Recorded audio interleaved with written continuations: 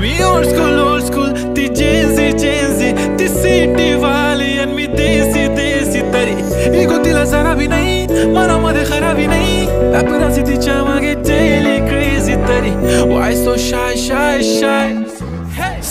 सुंदरी तुझं नाव काय आहे तुझं गाव काय आहे ग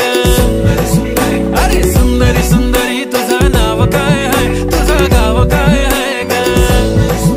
अरे सुंदरी तुझं नाव काय आहे तुझं गाव काय आहे ग